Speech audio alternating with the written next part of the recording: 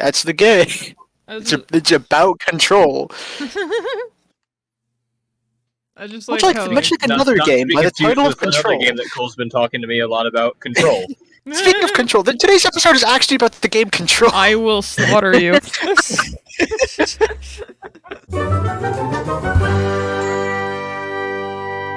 Happy New Year's! Do you like murder? No. What if what you're murdering is a Nazi? This is about Wolfenstein. Welcome to the podcast. I'm Alina. I'm Peter. I'm Cole. Boy, oh boy, did you know that I don't like Nazi? Like any sane and reasonable person? In fact, I would say it's probably my most sane trait that I still have.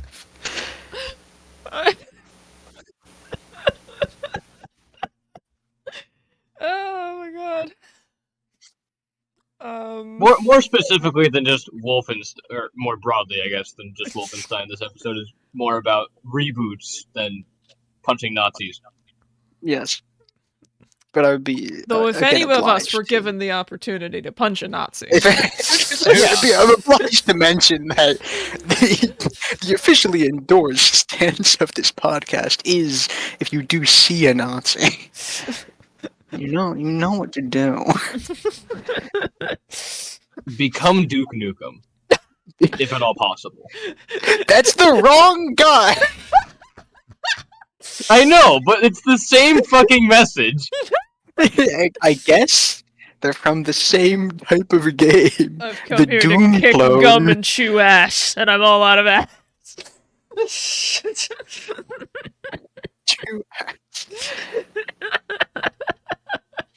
Yeah, I think There that are many ways in which Duke Nukem is better than Wolfenstein. Namely, the fact that there's the main character there's a way. Yeah, one of Nukem did them. not have a relatively successful revival. We're gonna talk about that one, okay? Once again, wonderful listeners, I'm out of my depth. No, you played Doom. You played the recent Doom games, right? Yeah, but I haven't played the old ones. Yeah, but Fine, you don't need to play have the to. old You don't have to have played old Doom to know things about old Doom. Okay, fine, yeah, alright, point that out. Everyone knows things about old Doom, probably, maybe. Yeah, like how it can run on anything. Yeah. Exactly. Broadly speaking, the episode is about reboots, and I specifically in my list chose Wolfenstein because I think that the Wolfenstein revival that happened a good several years ago now was a pretty decent one, if nothing else. I think it was a good way of doing it. It took a lot of things that were in the original games from the 90s or whenever, the 80s. Time, man. Here, I can Soup. look it up with the power of the internet. Oh, you're right. It takes a lot of the things that were in the old games and really expands on them. I can't speak for the Doom revival that has also seemingly been really successful because I have not played those. 1981. Wow. Yeah, damn. 42 years. Here's a question. When Mhm. did the first Doom come out? When did the fuck? Wolfenstein is older than Doom. Wolfenstein is older than Doom. That makes Doom a Wolfenstein clone. It's so I think they Wolfenstein. both by id Software originally. I Um, want to say they're in the same this name, was but I don't know for sure. Doom was made by id Software. Wolfenstein was made by Muse Software.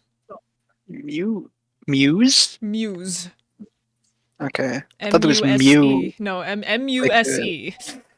like the Pokemon or the Greek letter, Spelled two very different ways. or the enemy in Chrono Trigger. I should put Chrono Trigger in my list. It was made for the Apple II home computer. Those aren't real. Not any fucking more they aren't. You hear that, audience? If any of you have an Apple II home computer trademark, you aren't real. But yeah, the original Doom came out in 1993. December 10th, 1993. Wow. It's like over a decade after Wolfenstein. Wow. That's weird. Yet Wolfenstein is a Yeah. Doom clone. Yeah. Yeah, obviously. Like, clearly, look at it.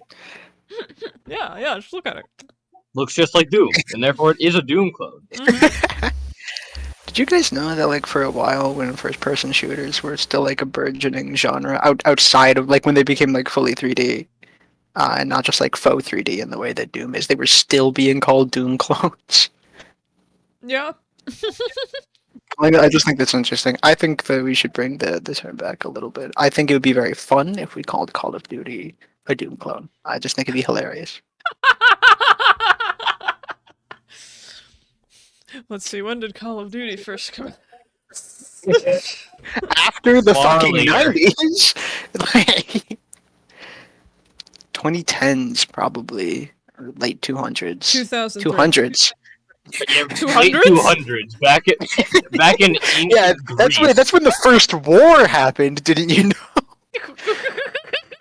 The older Wolfenstein games were very much kind of in the style of Doom that came to be, I suppose, since Doom came later. But they were very much. They also like I think they're kind of like all like Quake as well. Technically originally, I think I have to look this up now. Wolfenstein and Doom were like Quake clones. I think that is true. I have no idea. I'm looking it up right now. No, first Quake came out in 1996. Ooh? Really? Yeah. Wolfenstein predates these things? Yes. By a substantial amount. What the fuck? Oh, no. Sorry, I don't think I'm thinking of Wolfenstein. I'm thinking of Wolfenstein 3D, which is the one that made it like actually vaguely popular and is the one done in the style of Doom. Nah. I believe that's the case. Yeah, no, the first. Yeah, the yeah, first no, because First one came out in the Wolfenstein. 80s. The first one came out in the 80s. Wolfenstein 3D is done in the style of Doom because id Software came under control of the Wolfenstein IP, and so did a Wolfenstein in the style of Doom. Got it. The first Wolfenstein game was Castle Wolfenstein, which is not at all in the style of Doom. But the one that put Wolfenstein on the map was also developed by id Software, which is Wolfenstein 3D, which is done very, very much in the style of Doom. I'm looking up images of it. It's well, yeah, I'll post an image of Wolfenstein 3D in chat. There it is. Very nice. That's what that looks like. And then Castle Wolfenstein, the original, the first game, looks like this. You can see the player character in green. Yeah, so Wolfenstein was a fucking Castlevania clone. I'm looking up when I think Castlevania this is was made. still. I was gonna say I think this is before Castlevania, and also this I don't think plays like Castlevania at all. It is a maze essentially. I think the easiest thing I could compare it to would be the earliest Metal Gear games. It's tangentially similar. That's a lot of dates. I just want the first one. 1986. Predates it. Of Castlevania. Good luck. There are so many. I got it. It's 1986. It's the first one. So. Still Yeah, beats it. the thing that really established Wolfenstein as a series was Wolfenstein 3D, because that's the one where you play as the American spy William B.J. Blazkowicz, also known as to the becomes known to the Nazis. Remember, this is the 90s. It's very I don't know what Very the term 90s. is. It's very Very 90s. 90s. Very action thriller name here. Mhm. Terror Billy.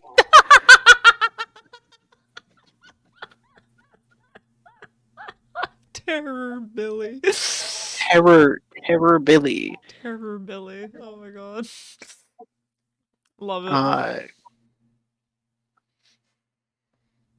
Obviously in the continued in a lot of the information about it, the games he's just referred to as Blazkowicz, which is also what I'll be calling him because I don't want to I don't want to be calling him fucking Billy the whole time. What? What's wrong with Billy? What's wrong with calling him Terror Billy? It's a little silly, which I'm fine with. It's just I don't know. I don't. What you gonna be talking about? I'm gonna be talking about the fucking Nazis. I don't want. I don't want to include the We're talking phrase about a video Terror game Billy. where you kill a comically large That's amount true. of Nazis. You do kill a comically large number of Nazis, and there is a degree of kind of action movie silliness to it. And even the game is from the revival from 2016 to 2019, I believe. I know the last one that came out in 2019. No, 2014. Apologies to 2019. Uh, From the New Order to uh, Young Blood gotcha. is essentially when they yeah. Very nice, very nice.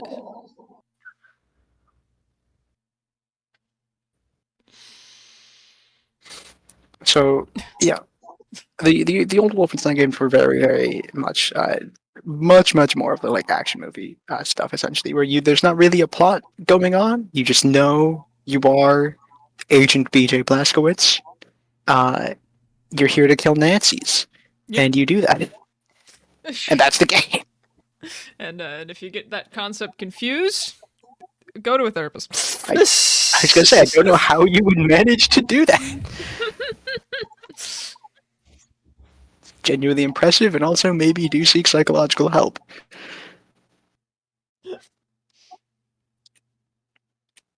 The There's not really a whole lot more going on there, but the subsequent games that came out don't seem to super expand on this a whole lot, and nor do they really have a whole lot of staying power. For the longest time, when people talked about Wolfenstein, they didn't talk about any of the sequels after Wolfenstein 3D, of which there are like 4.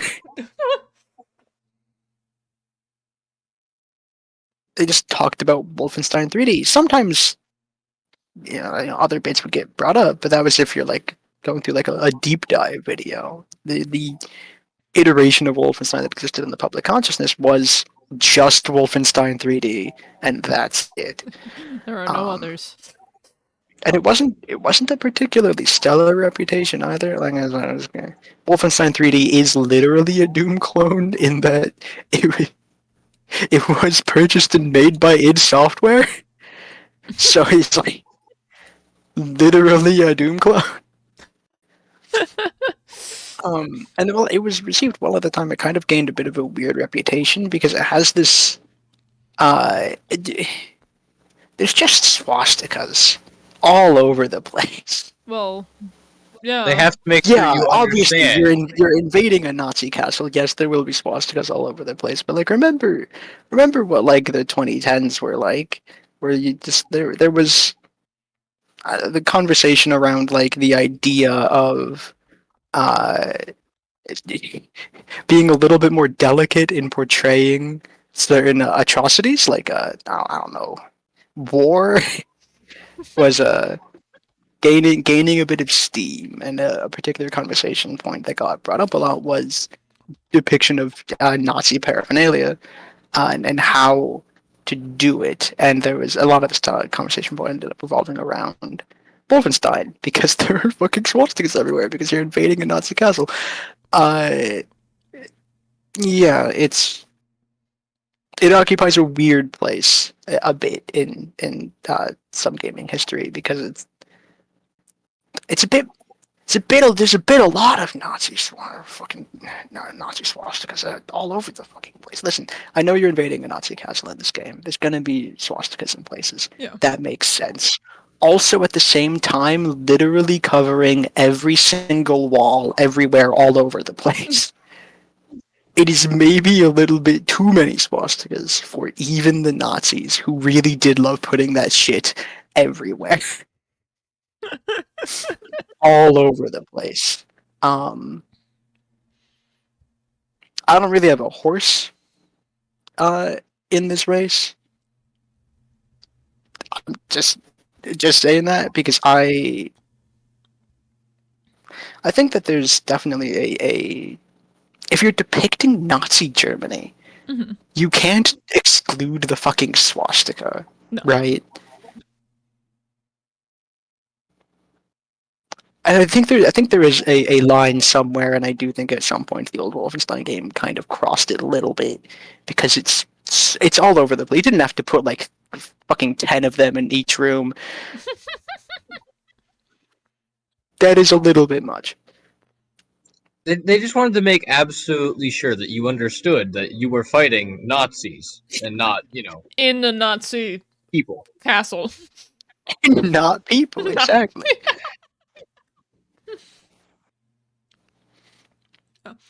I do know that I think they're the game was banned in Germany.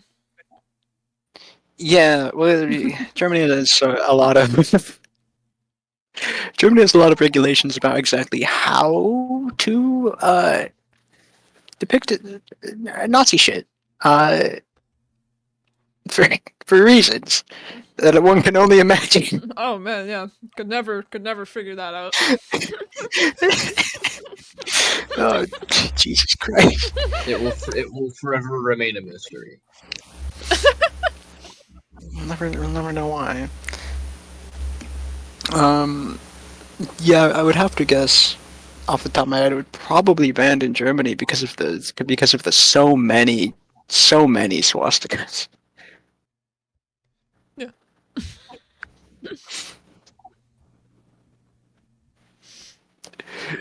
Wait, excuse me. Anyway, the point is, in 2014, and kind of since, Bethesda Softworks. I know this is hilarious because just a bit ago we talked about how Bethesda was bad, but remember, it's Bethesda Softworks, the publisher, not Bethesda Game Studios. The game studio, Skyrim. the Skyrim one. Bethesda Softworks owns a whole bunch of different studios. Of course, they do own themselves, but they also own id Software, which owns Wolfenstein, and id has been sort of remaking some of their old things for a bit, notably, of course, Doom 2016 and Wolfenstein: The New Order in 2014. Both of which were markedly successful. As far as I know Doom 2016 kind of hit it off. Don't know a whole lot about it. Haven't played it. Don't I have did. didn't buy I it at the played time. that haven't- one. Yay! I have played the Wolfensteins. the Wolfensteins. the Wolfensteins. And I do have to say that the way in which id Software approached the everything in the Wolfensteins 2014, or at least in both the New Order and the New Colossus. So I haven't played Youngbloods. I have it. I haven't played it. Mm. So I don't know a whole lot about Youngblood other than the fact that you play as one of Blazkowicz's twin daughters. Well, That's all I know about the game. I know nothing else about it. But because he dies in the New Order, he's kind of okay. So the events, he doesn't die in the New Order. Sorry, he dies in the New Colossus, which is the sequel to the New Order. It kind of goes like this, right? In a Wolfenstein: The New Order, B.J. Blazkowicz is still an American spy who was going into Germany to essentially try and kill Hitler, but he failed. See, because the new Wolfenstein series takes place in a world where the Nazis won. I totally didn't see that coming. I know, right? And the only repercussion of this is the fact that swastikas are now plastered fucking everywhere. That is one of the repercussions of this, actually. Yes, believe it or not, there are fucking swastikas everywhere. The thing is, with the new ones, they I think approached the concepts of fascism and Nazism in a much I'm kind In a much more boring way, according to Cole. no, I'm just I'm tired all the time. Why? It's a much more engaging way, if anything, because it's actually like dealing with fascism as an ideology instead of just being like, here are the Nazis, go kill the Nazis. It's like, here are the Nazis, and also, in case for some reason you're on the fence about this, here's why Nazis are bad.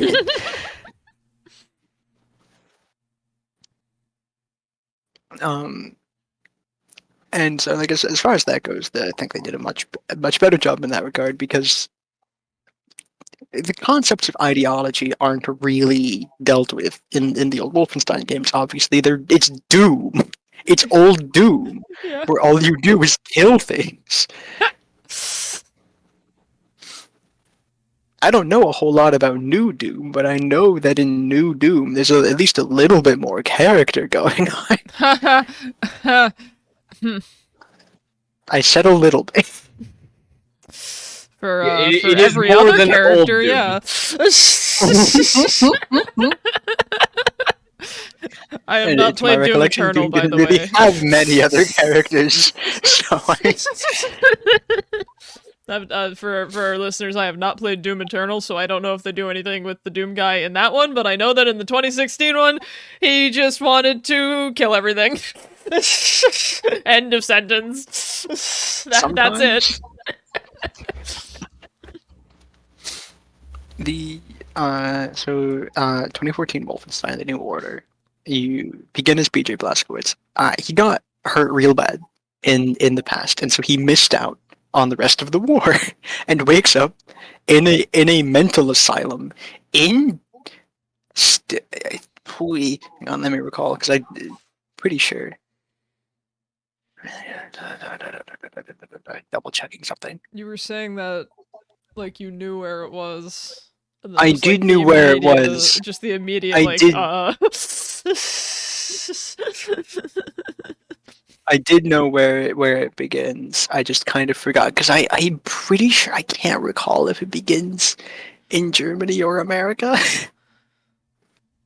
I believe it begins in America. I do believe if we're talking in about America.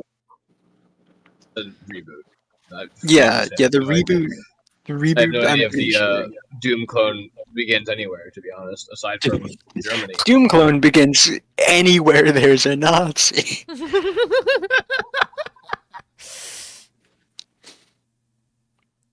I do. Yeah, 2014 one begins in an America that has been conquered by Germany, and B.J. Blazkowicz is waking up in a mental asylum after getting hurt real bad in one of his deployments, and he is not doing so well for a long time, and he kind of comes to a more coherent form of consciousness after a long time of not being really conscious at all. He's essentially coming out of a coma, and he wakes up basically right in time, because around this time, the Nazis are going around in the mental asylum and executing all of the people in the mental asylum. Oh. You're just in time. Die. So, B.J. Blazkowicz manages to escape along with the nurse that was taking care of him, whose name I forget right now. Anya, that's her name. Sorry, it took a second. First name Anya, last name Nurse. Last name Nurse. No, she does have a last name. I just don't remember it. It's Nurse.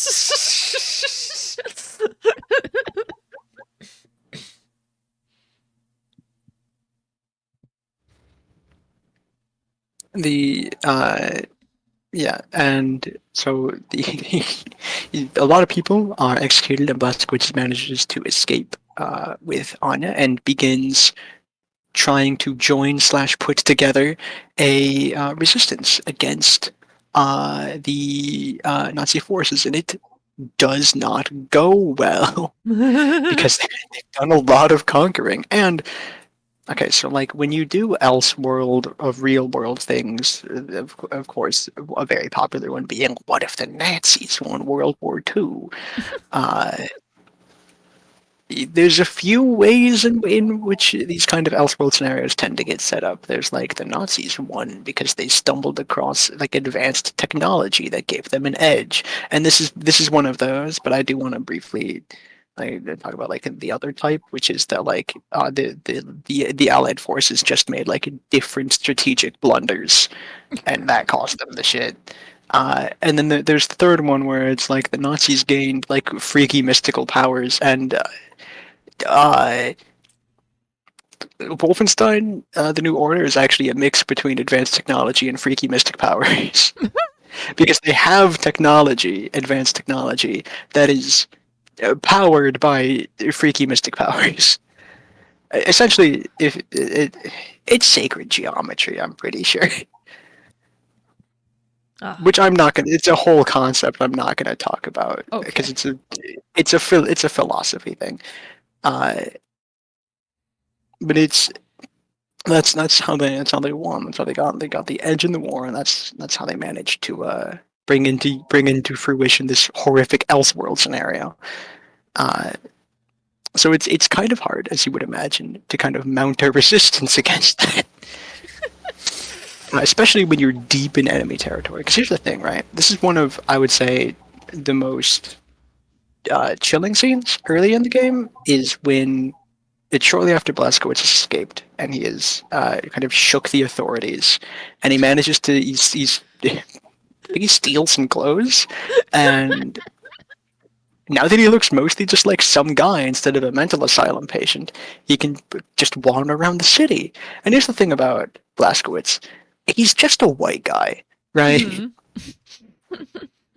So he's able to just walk around, and no one accosts him, and it's this. I was gonna say subtly horrifying, but honestly, to most people with any wrench of a soul, it should be a lot more than subtly horrifying. Uh, bit where he's walking through town, and the game is set in first person because you're playing as Blazkowicz, so ostensibly you are walking through town, and it's a first-person shooter. it's first person shooter, and you're walking through this town, and it's classic old Americana town, right? With the exception of some facts that should be readily apparent of that is that it's just white people everywhere, Mm-hmm. which is a little bit odd. Yeah. And also all of the swastikas far more noticeable.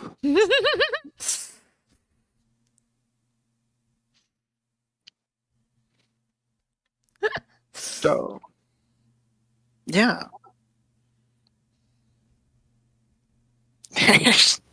They're all dead. All dead. You go through the game and you're essentially trying to mount a resistance the entire time, but you're going up against one guy who's in charge of a SS unit, and a big part of the SS, who this is from the old series, so it's a little bit action movie. His name is Death's Head. What? His name is Death's Head. Death's Head. It's technically a nickname, but no one calls him by his actual name. So his name is Death's Head. Yes. Okay.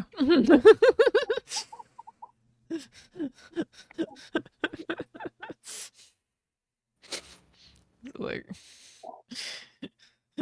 Angel of Death's head, because like that's a No. nickname that an actual Nazi had. No, it's just Death's head. Okay. Yeah, Angel of Death's head was copyrighted.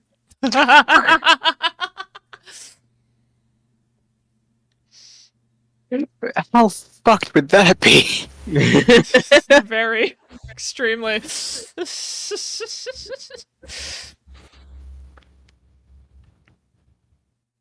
you go through a whole bunch of the game, and you're trying to join slash put together a resistance of some kind, and it.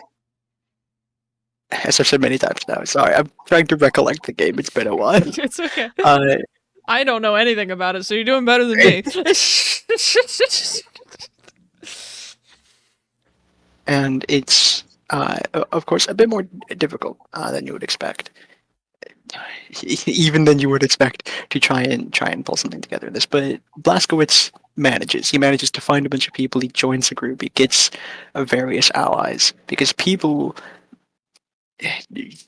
don't fucking stop. Like that's the thing, right? Like in this horrific Elseworld scenario, the Nazis might have won World War II, but they are going to be stuck in a constant, eternal struggle against fringe groups, if nothing else, for the rest of fucking time. Or until they collapse. Yeah, whichever comes first, the end of the universe, Or the end of fascism. or God, I hope the end of fascism happens first.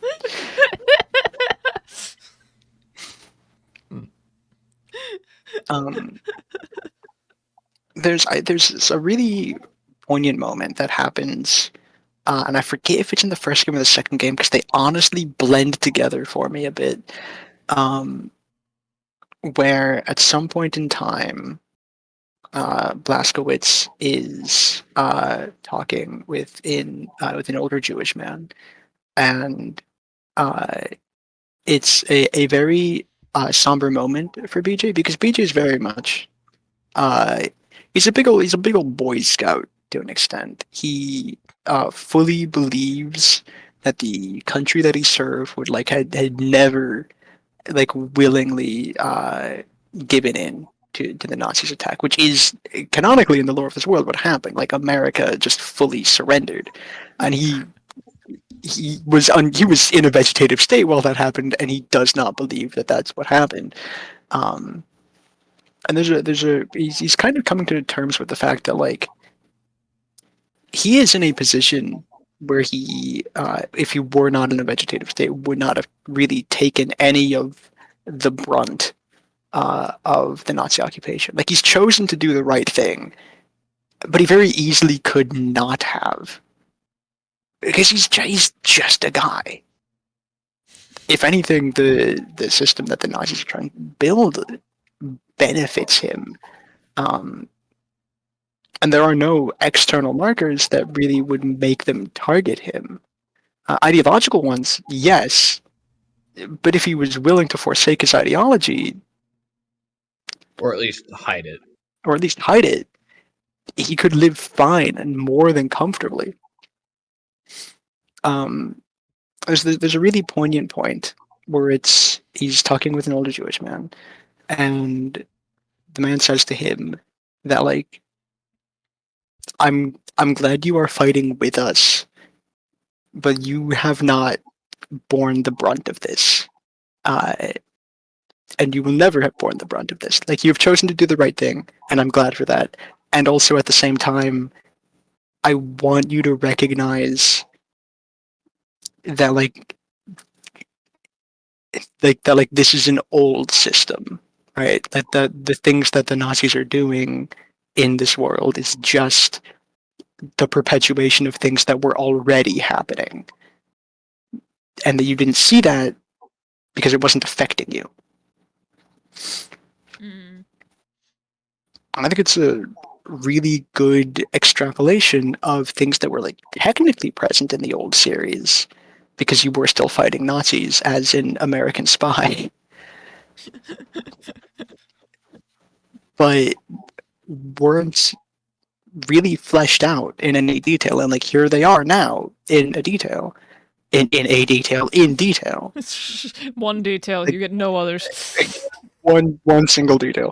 Blazkowicz does have to at some point contend with the fact that not just the America that he thought he knew, but the world that he thought he knew wasn't ever truly one that existed for a lot of people. It's one that existed for him because it worked for him, but it never worked for so many other people who have been fighting this fight for longer than he's been alive. Mm. And this continues in the second game. He comes to terms a lot more with this in the second game because he's dying. He's terminal. He's fucked.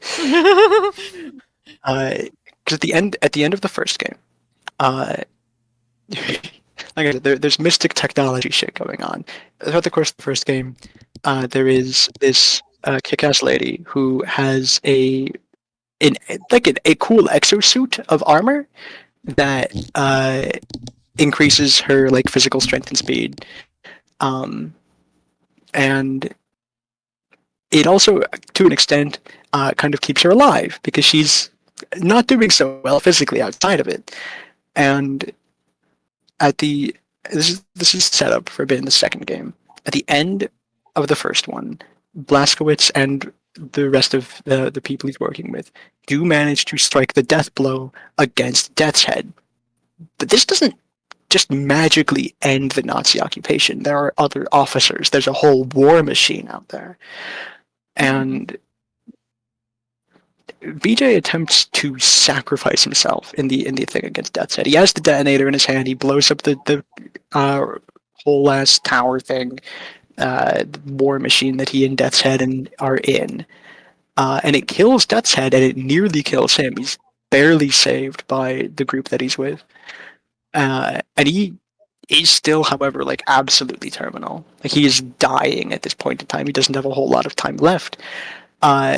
And while they are escaping in a stolen high-tech U-boat, and at one point are at the start of the second game nearly recaptured, and the entire opening bit of the second game, like the first half of the prologue, is you playing as BJ still in a wheelchair, going around, killing the attackers on the U-boat that you have stolen, on your stolen U-boat. This is actually, I think, a fairly well done sequence. It's not common in games for people to get wheelchairs even remotely done well, and it's not perfect. It's an action game. It's done better than most though, because the struggle of like trying to move around in a wheelchair and also accomplish other things is like actually depicted here. There's a bunch of stuff you can't access because Blazkowicz cannot stand right now. There's you can't go upstairs. Of course, you can go downstairs, but there are several times, like the first time he tries to go downstairs he falls out of the wheelchair and crawls back into it. Like it does a fairly decent job depicting like he can't really do a whole lot at the moment, and also he's really fucked up. And then you manage to get onto the fucking airship that has a magnet locked your stolen U-boat in place. And like you are captured and brought there to be executed. Damn. But thankfully, a diversion happens, but not before the cool old lady dies. And she, with her dying breath, asks you to take her suit of armor, essentially. And that enables Blazkowicz to move, and it extends his life. But he's still, like, terminally wounded. Like, he's inevitably dying. Like, yeah, the suit is augmenting his liver, but there's only so much it can do. Whatever you do, don't drink too much alcohol. There's a whole bunch of like various Fallout bits that the resistance, small resistance that he joined is dealing with now. Um, and the course of the game sees you trying to put together a larger movement to like properly, essentially continue a war, like a full scale war, not the covert war that's been going on the entire time. And it basically works to an extent, not super well, but Good enough. good enough.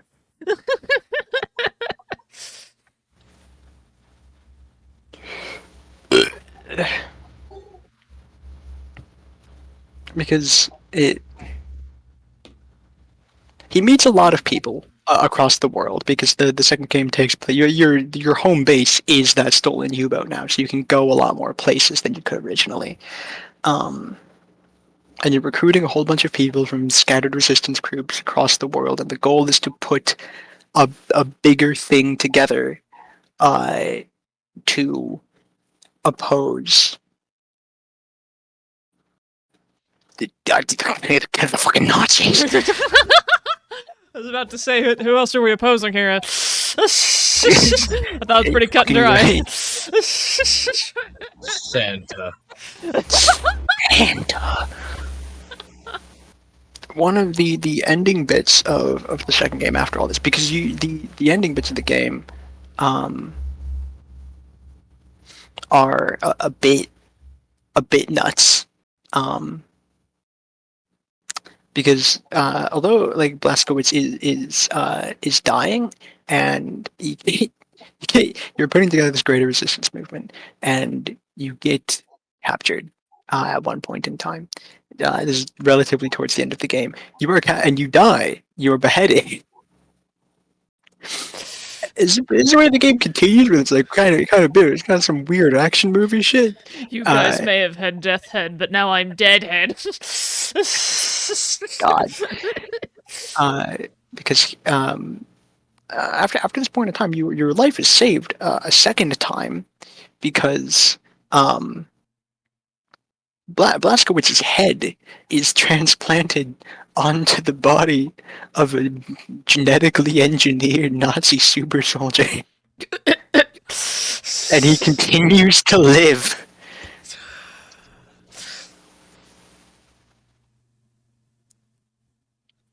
Killing our main character? Nah. No. Well, technically, yes, because he still dies later. I'm pretty sure. You're pretty sure I could for be, now. I'm pretty sure because I'm uncertain if my brain transplanted the memories from his beheading to the end of the second game or not. Because that final sequence is very blurry to me. Well, I definitely wouldn't know.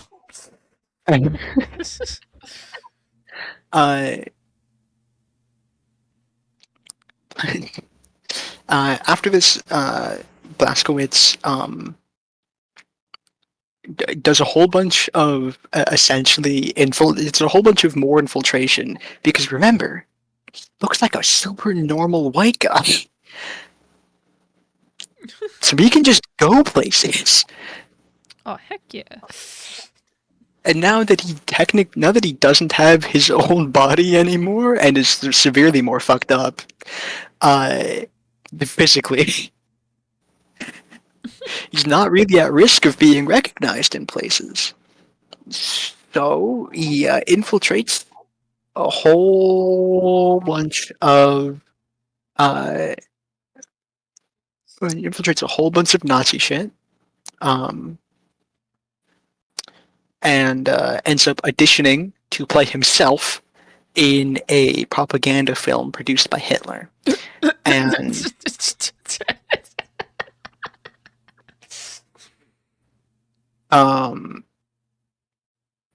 he ends up assassinating Engels while while he's doing this. on national TV, fully murders him. I'm a super stealthy spy on live television. Yeah. I shot a man to death. And then sort of obliterates all of the other Nazis that were under Engels in the chain of command in order to make sure that like no one immediately rises to replace him. And then the revolution continues, or at least begins at that point onwards in America. And I do not know what happens after that point in time because I did not play Youngblood, which is the sequel. Got it. Sequel to the sequel. Sequel to the sequel. Yeah, it's the third game. Threequel. Threequel. Yeah, actually, that is the term, isn't it? It is? It is? Yes. Something people said. Peter, if it's something that people say that makes it the term that people use. Fair enough, I guess. And the point of this wandering ass recap from blurred memories from 3 years ago. I did start playing these games when I did have COVID. That's probably why my memories are so blurry. That's valid. Is the point that I think one of the things that makes a good reboot, at least the thing that makes the Wolfenstein reboot really good, is you take the shit that was present in the original and you just expand on it a whole lot. In the original games, there's no commentary on the fact that like this is also probably because in the 90s America was a much less introspective nation than it is even now somehow.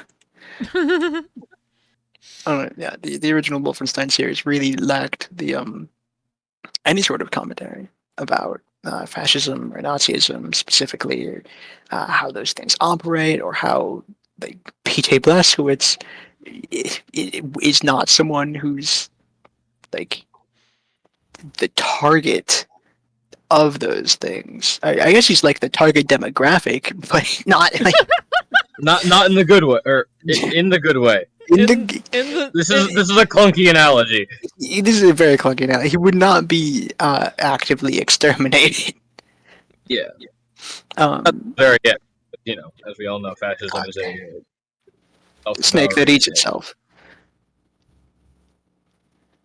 I don't want to call it Ouroboros because that just implies that it lasts forever. Yeah, well, I mean, it's kind of hard to fucking kill forever, unfortunately. What do you mean? If you just play Wolfenstein 3D enough times? Yeah, if you play Wolfenstein enough times, you kill every Nazi. Every Nazi you kill in Wolfenstein correlates to a still living real life Nazi.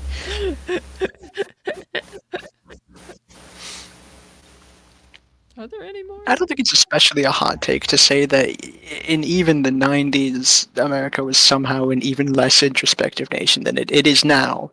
I don't think we're a very introspective nation at the moment. What gives you that idea?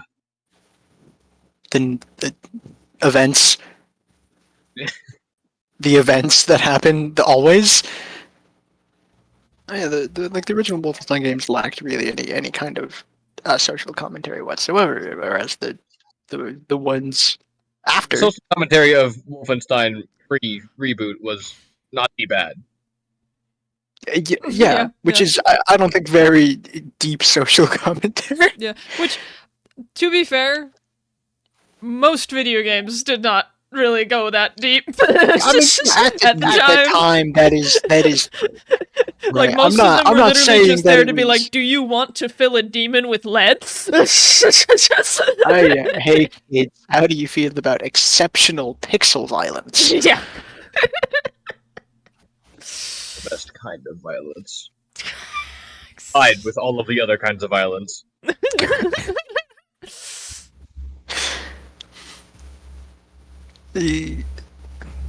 Yeah, so I think one of the good ways to do a really, really good reboot is to, properly engage with some of the things that were present in the original but weren't ever really expanded on. Because Blazkowicz was always like, yeah, he's Polish, like hereditarily. Like that wouldn't be an immediate death sentence. Yeah. Being Polish, unfortunately, still means you're white under most circumstances. Yeah, according to.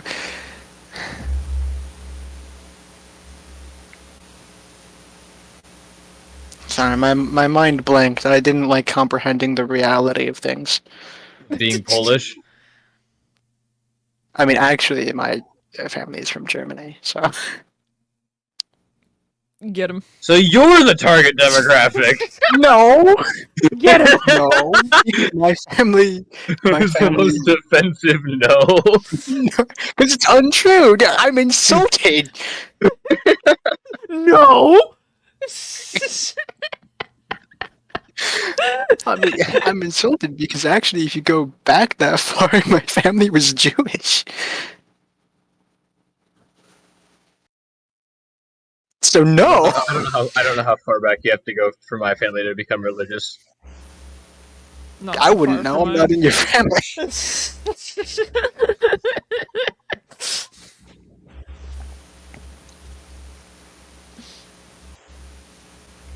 Anyway, target demographic aside.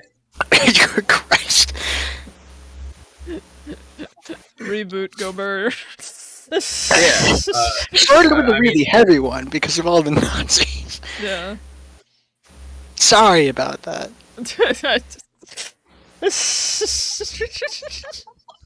But yeah, no, I mean, the Wolfenstein reboot was overall pretty good. It's not a perfect game by any stretch. No, I don't think it is perfect. I think there's mechanically, the Wolfenstein reboot. One of the things I don't like about it, there's a lot of stealth things in it because you're leading an active resistance with very little resources. And the thing is that the stealth system is just like kind of difficult to get used to if you're more familiar with other stealth systems. I don't know how to describe it exactly because the mechanics are just a little convoluted. At least they are to me. I really like stealth games a lot. So I also like Wolfenstein Reboot quite a lot as well, and it might be in part because they have a lot of stealth in them. But the I don't know, it's a little cumbersome to use. I ended up in more firefights than more stealth bits, and those firefights are quite difficult because you don't have a lot of resources. I managed though. Ultimately, I think that the Wolfenstein Reboot games are about perseverance, and I like that quite a lot. Fair.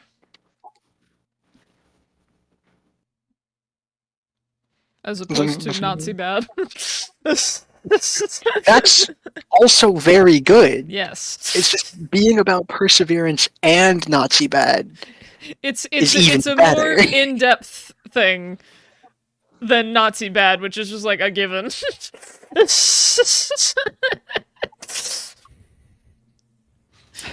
You would hope Nazi bad is a given.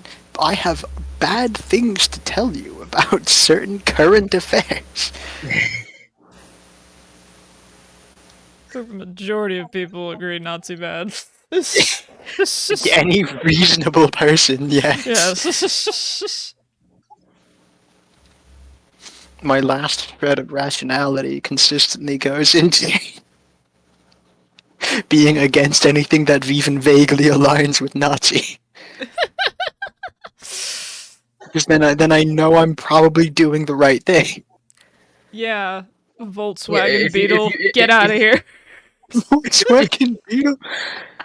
If you boil it down to, am I aligned with the Nazis in this one instance? No. Okay, I'm doing the right thing. Then I guess life is Life is what? life is simple. Okay, I didn't catch what you said after you got out as in life is. I thought Life you got is- murdered by life- the Nazis. See, that was the end of a sentence. Life is. Period. Life is. Life is. That is true. If you do That's go, the real against moral of Wolfenstein. Is real life moral, is. life is. I do think that is true though. If you go against, I'm gonna apply philosophical meaning to your words against your will. But life is, because the Nazi point of view is that life isn't. given all the murder, all the Yeah, that makes relentless, yeah. I don't have a segue into any other kind of reboot, honestly. Don't because worry, I've had one on the brain. Or whatever Peter was gonna say. And it's one that at the very least Cole's also going to have something to say about. The upcoming Percy Jackson movie reboots. Oh, dear they're God. not movie reboots, you fucking. I knew you had something to say about it! the TV show that is an adaptation of the books. Yes. I don't have a whole lot to say about it right now. There's like 2 episodes out. It's covered like the first several chapters. I don't know what to say. I don't know. Do you want to talk about the movies and how they're bad adaptations? Yeah. I can do that for hours. You go first. Oh boy. I've been talking for a while. Another thing I'm gonna check shit about. I watched Once we finish, one Percy Jackson movie when I was little, and I remember nothing. once we finish these bouts of topics that we like selected a bunch of shit that I input, we really should do one of yours so that you can talk more. Please, I want to say things, but I can't because I don't know what the fuck's going on. So as a preface, I also did not watch the second one. I'm the only one here who did. Great. Don't worry, I'm not going to talk about it because the first one. The first one was very much It felt like a lot of other movies that came out around the same time, where it was a notable parallel in my mind is the Sorcerer's Apprentice. Oh my god, I completely forgot about that one.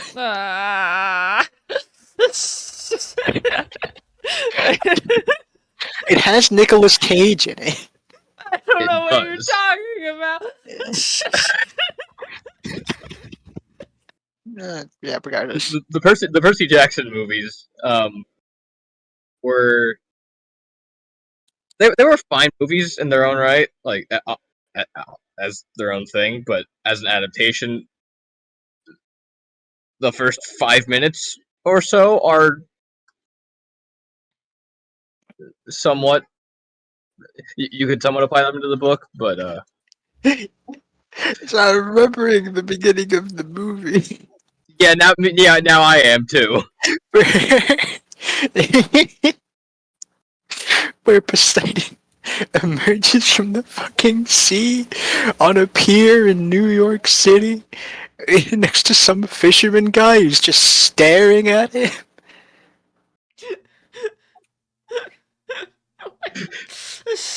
He just walks away. Ooh, mysterious. See, I forgot about that scene entirely. I was thinking more of What this were the you pool thinking? scene that lasts for The really a long time, actually. Yeah, the pool scene where Percy's submerged in the pool for like Solid ever. 90 seconds of just him underwater. Having seen the first episode, this is just like a random comment that I was talking about the pool scene reminded me of it. The VFX of when Percy heals by the water, using the water in the camp in the capture the flag scene. That's Yeah. I like the SFX used in the movie better. One of the few things. That's it. It's purely like a visual effects. I said S effects. That's sound effects. I meant VFX. The effects used. I like the effects used in the movies better. I think that's because they had movie budget and not TV show budget though. better than the TV show. Yeah, better than the TV show. Obviously, the fucking books don't have VFX, man. That's why I was confused. Because I've seen the first 2 episodes of the TV show. The third one came out a few days ago, but I keep forgetting to be awake to use the TV. Or honestly, access any media, because I've been accessing it in a totally legal way. Uh-huh. legally, we do not condone piracy. Illegally, do what you want. I can't stop any of you from doing a piracy. No. I can advise against it entirely because of the consequences. True. I do the advise. potential Yes, consequences. the potential consequences are unpleasant. Yes. Potential and very unlikely consequences.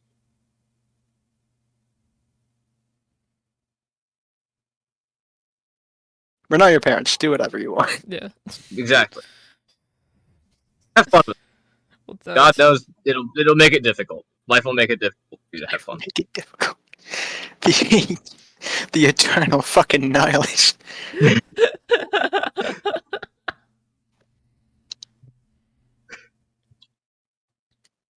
But yeah, the Percy Jackson movies were bad adaptations because first of all, they take place in like high school, and in the current fucking books, Percy is only now going to college. The first book takes place when he's fucking 12. Yeah, the timeline of events in the books is fucking wacky as hell. But I think he's technically 17, but I refuse to believe that he's not at least 19 years old right now.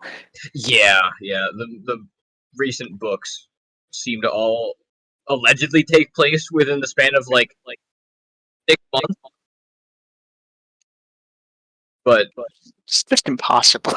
yeah, that makes no fucking sense.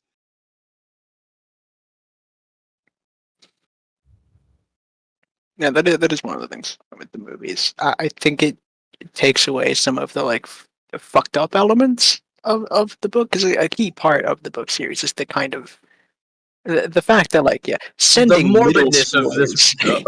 of all this shit happening to what is effectively like someone fresh out of elementary school, even. He's literally in the middle of middle school. Well, okay, fine. I guess just because I was. Wait, hold on. No, never mind. You were not fresh out of elementary school when you were 12. I'm confusing a lot of numbers in my head. Okay, disregard what I said. It makes no sense. Typically, from my recollection, people are entering middle school when they're. Oh, you might be right. It's like 10, 11, 12, depending on people's birthdays, is when they go into middle school.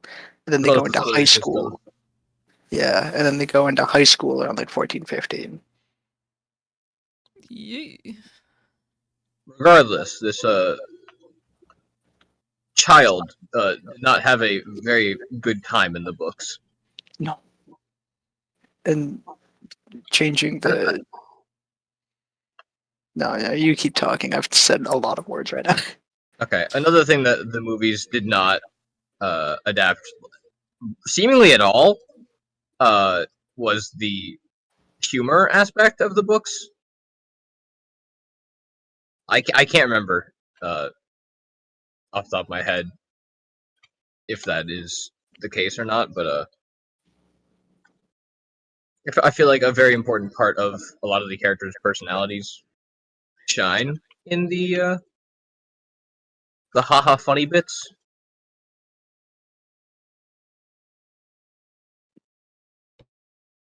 Are you wanting me to interject here? Because I have.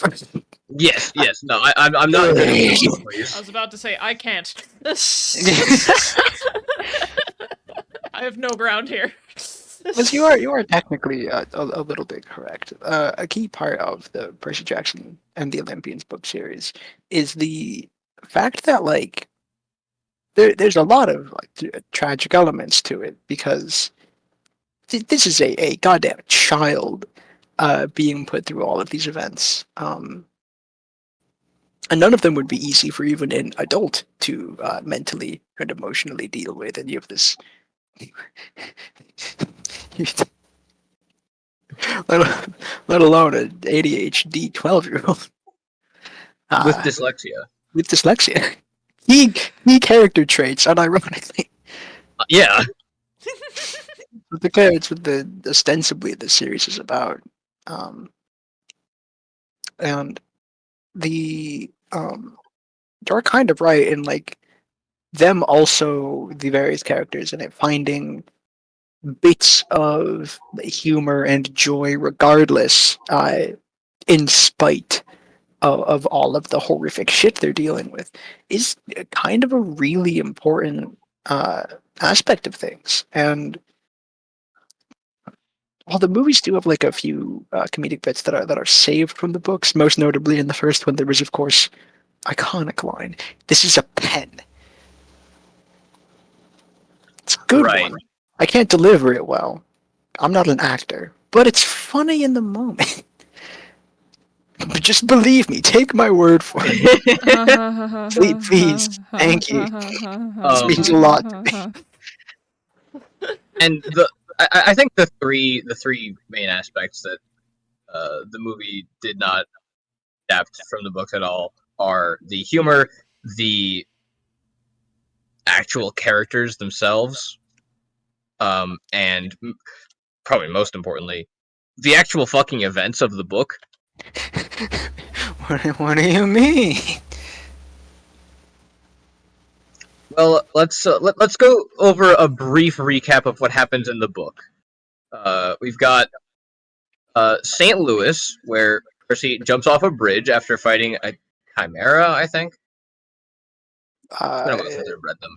yeah, I'm pretty I sure it's think like that's I what was gonna happens. say Manticore, but that happens later in the series. I'm pretty sure you're right. It's a chimera. Um, and I don't remember if this happens directly after or a bit after, but there's also the abandoned amusement park where they have to blow up a roller coaster to escape. Um, there is um, the Lotus Eater uh, casino that they end up getting stuck in the movie. That is in the The book as well. the only thing in that I think the movie got absolutely right was everything to do with the Lotus Casino. The Hydra in the movie does not appear until book 2. I completely forgot that there was a Hydra in the movie. The way of getting into the underworld in the movie is drastically different from the book. He doesn't even Ares doesn't even show up in the fucking movie. That's true. Yeah, Meanwhile, the he's the main antagonist in the book. the rough plot of the book is uh Percy Jackson is a demigod. He is the son of Sally Jackson and fucking Poseidon. Um, this makes him a bit of an outcast even among other demigods because the big three of the Greek pantheon, Zeus, Poseidon, and Hades, all agreed to not have kids because their kids were like way too fucking strong. So they're like, hey, we should stop doing this. However, they're all mega horny all the time, and so they all break the deal at various points. Yeah, like I feel like that's the most Greek representation you can have for the Greek gods is that they're mega horny and cannot abide by their own contracts. That is, Rick Riordan got not a whole lot of things super accurate. In one part, because myths in general are fluid, and in another part because he's not a Greek historian, he's an author. Yeah, he does Um, not go for historical accuracy. He goes for writing a good series of books. yeah, And in order to do that, you have to make some sacrifices in terms of accuracy. yeah, exactly. And the one of the things that I would say is probably still relatively myth accurate is the fact that the gods break their own fucking deals all the goddamn time.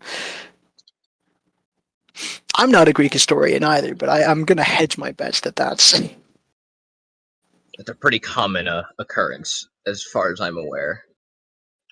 um So the rough outline of the plot of the first book is Percy finds out he's a demigod on his way to a place that is relatively safe for demigods to be. His mom is seemingly killed by the Minotaur, whatever. Words are also kind of a soup. And so he Major stays plot point of the book. yeah. Yeah, major plot point of the book. Words are soup. Dyslexia. Elena, you could be a demigod. I mean, we've all I got don't- ADHD. I don't probably. need any more of a confidence boost. Don't do that. Well, unfortunately, have Elena, plenty. actually, you would not want to be a demigod because it would mean that one of your parents is not your birth parent, which I don't think is something you want in your life. Either that or one of them's lying about being human. Or one of them is going to die. Yeah. Hmm. Take your poison. I choose the option I came up with. Either that or the fourth option of I'm not a demigod. You just happen to have ADHD and dyslexia. I don't.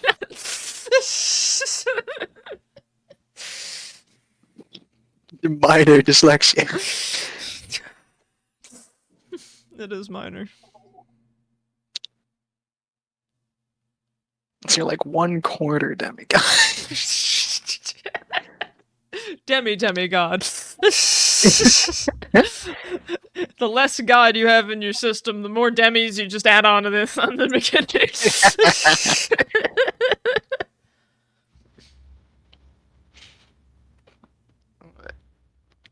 He gets to this camp that's it's like a safe place for demigods. It's meant to look like a summer camp so as to not arouse suspicion.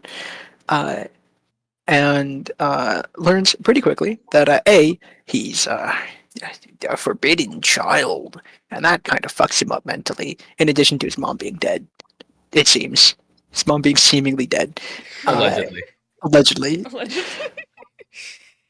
And then on top of that, he finds out that he's being blamed for the thievery of Zeus's master bolt, which is the thing that he uses. It's like a symbol of his authority.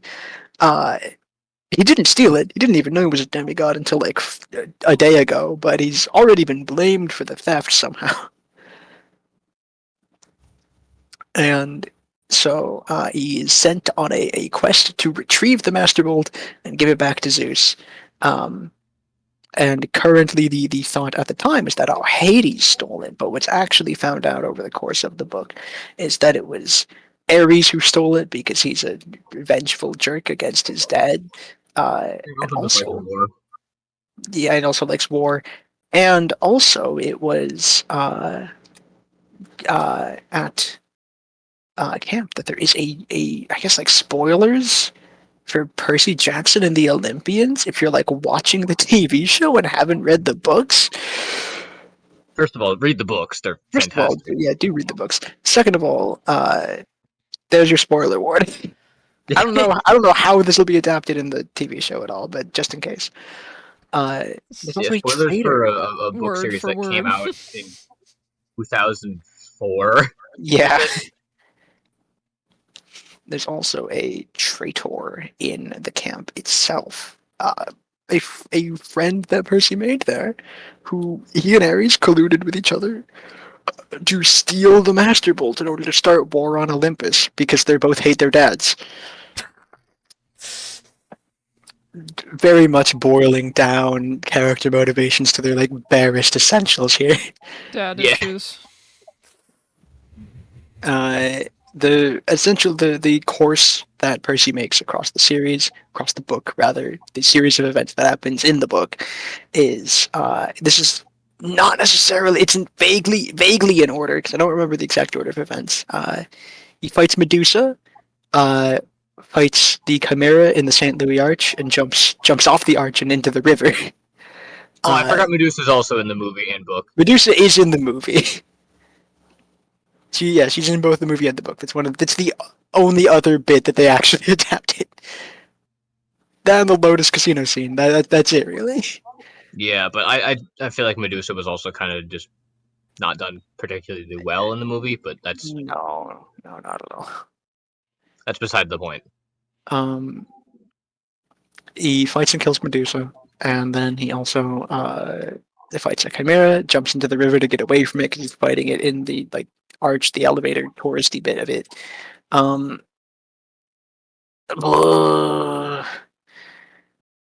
I know that there's other because they're going to California because they think that Hades stole the Master Bolt. And so they're going to California because the entrance to the underworld is in California. It's in Los Angeles. And I know there's other things that happen on the way there, but I'm currently forgetting most of them.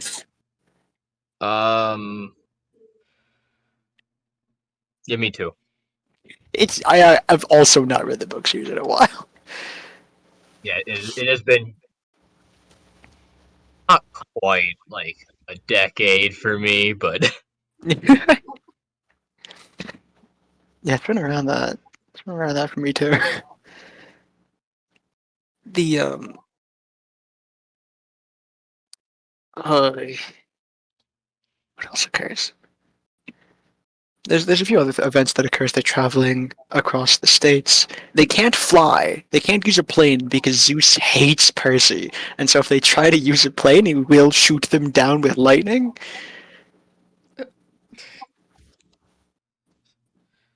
Like I said, I think the only thing that Ricky got 100% correct about the Greek gods is how fucking petty they are. absolutely. That's valid. Um,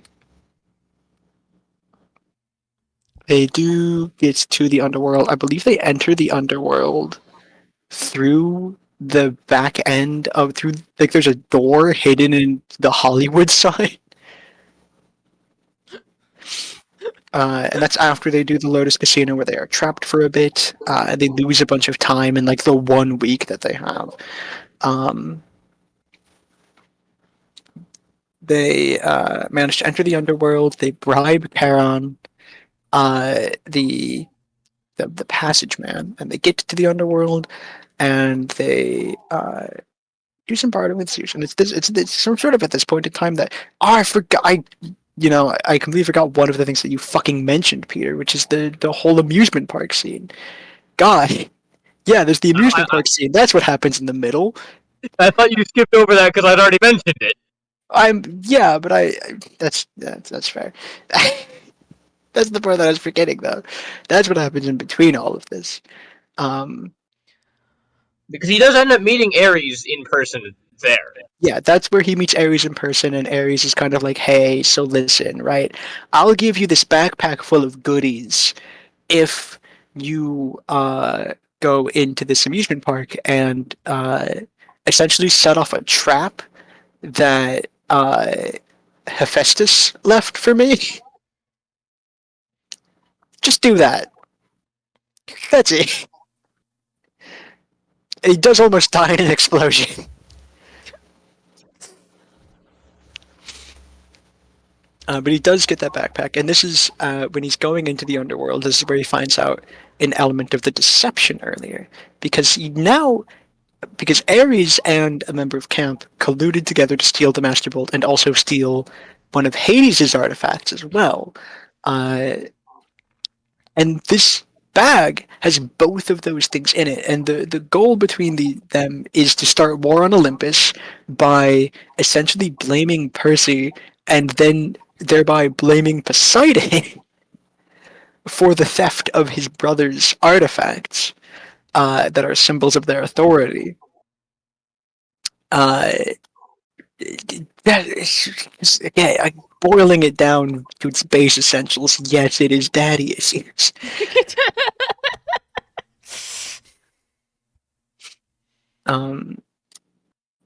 And this is the point in which Percy starts putting that together because he finds out that the backpack that Ares gave him does have the helm that is Hades' symbol of authority as well as the Master Bolt in it, and he's like, this makes no sense. I swear Ares gave it to me. Here you go, Hades. you can have this helm back. It's fucking yours. Also, give me my mom back. Because Percy's mom didn't die, but she was close to death, and since she was close to dying, Hades was able to personally yoink her. Which he did, because he knows that she and Poseidon hooked up. And I don't think I should have to tell you that the three of them kind of really fucking hate each other.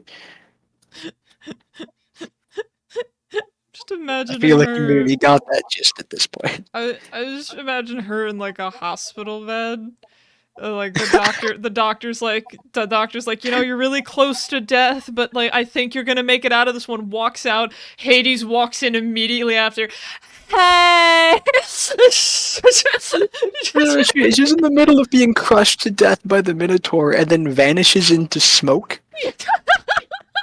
Is what happened, and like Percy's new to all this magical business, so he fully believes that she's dead. Mm.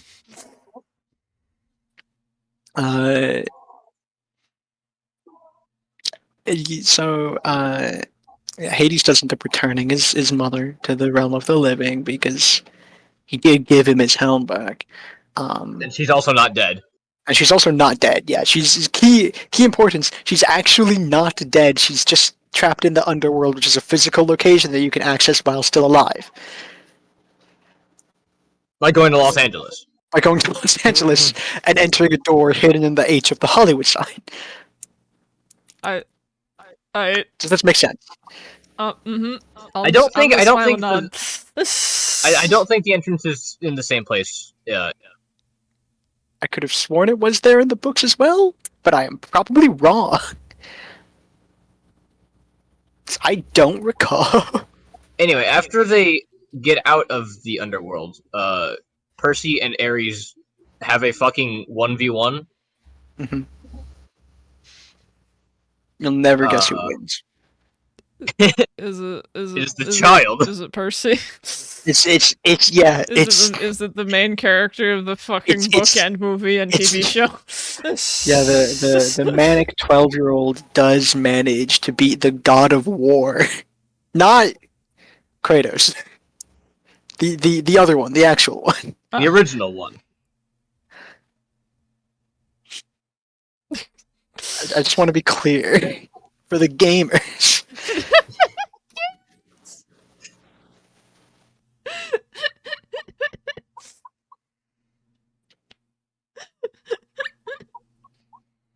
And then after the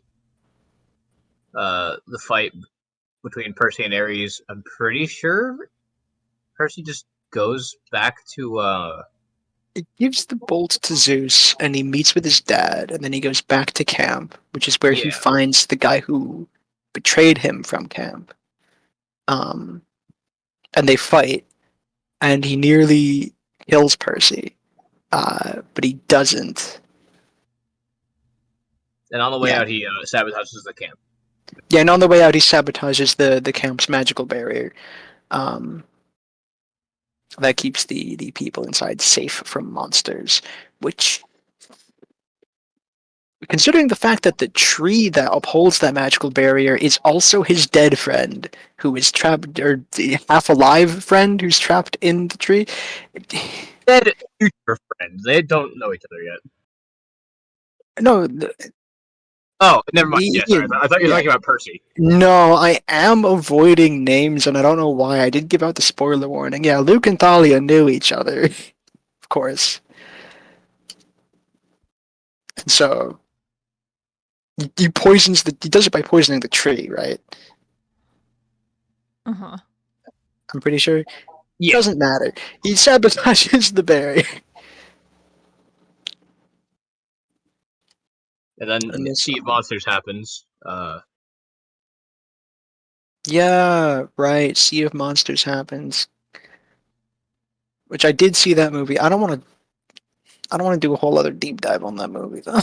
I remember way less about Sea of Monsters, both book-wise and movie-wise. That's fine. I remember Sea of Monsters a lot better, evidently. It opens with the greatest game of dodgeball known to man.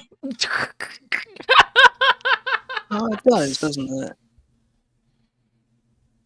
It's literally just a fucking dodgeball game between Percy and a bunch of Cyclops who end up burning a school down. He's now 0 for 2 in terms of schools he can return to legally. Technically, he's way more than over 2 because there's a whole bunch of ones that happen before the series begins. Okay, yeah, but those are off screen. We don't count them. That's true, I guess. Yeah. Percy has now been banished from 2 schools on camera. Then he gets to camp, which is currently under siege, not siege, under attack by 2. I want to call them Gorgons, but that's an entirely different thing in Greek mythology. Even though I think they are also called Gorgons. My fellow students, the summer camp is under siege. I'm pretty sure they're only called Gorgons in Dungeons and Dragons. Okay, fine. Metal Bulls, happy? Yeah.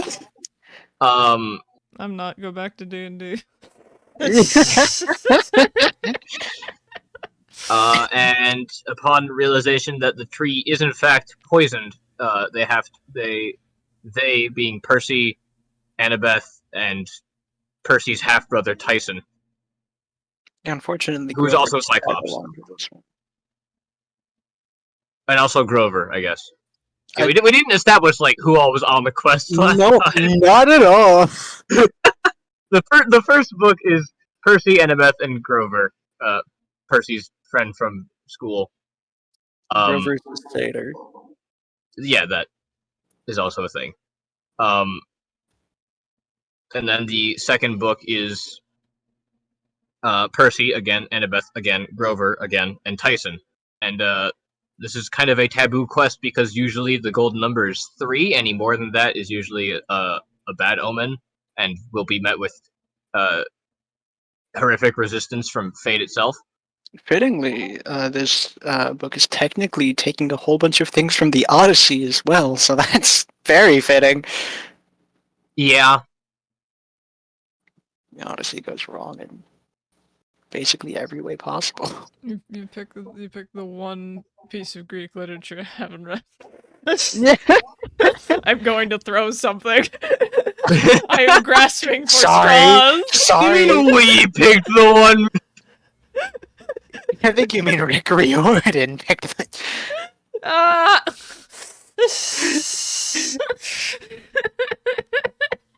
There's a lot that happens in Sea of Monsters that I'm going to get either out of order wildly, or I'm going to miraculously stick to the order that they happen in. They basically happen in the order of the Odyssey, so just think about it. Yeah, I never read the Odyssey or the Iliad. Percy goes on a cruise ship that happens to also have a bunch of monsters on it, and also Luke from the first book. He's also there, yeah. Wait, hang on. We forgot to mention something really important. It's the fact that Luke is. It's the fact that Luke is serving Kronos. Oh yeah, that. I thought you were going to talk about the horses that they used to get onto the cruise ship. No, I forgot about that completely.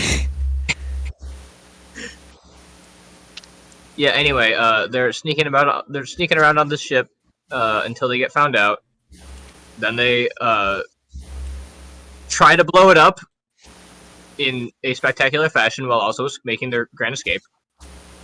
They fail to blow it up, but they do escape. Then a bunch of stuff happens, like they fight a Hydra. I'm pretty sure in a Florida bayou. That just sounds like normal Florida. Yeah.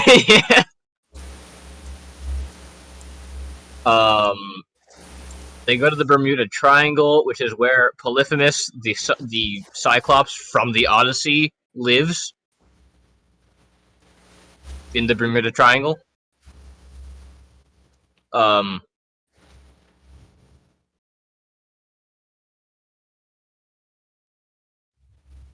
don't remember what the end goal of the Sea of Monsters. Right, the Golden Fleece. They yoink the Golden Fleece from one of Polyphemus's sheep. Because fuck that guy. They go Golden Fleece on the tree in Camp Half-Blood, which is what camp is called. it heals the tree, and also pops out a girl.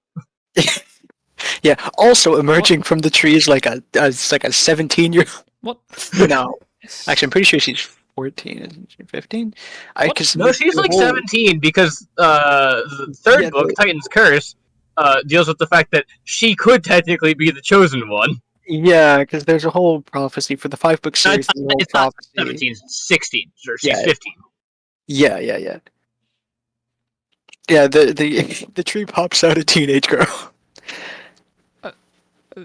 Okay. Whose name is Talia, and she's also the daughter of Zeus. Which one? The big one, the important one. Okay. Because there's a lot of children of Zeus. Oh no, which child of Zeus? Yeah. As far as the prophecy is concerned, the important one. Okay. The one that's important right now.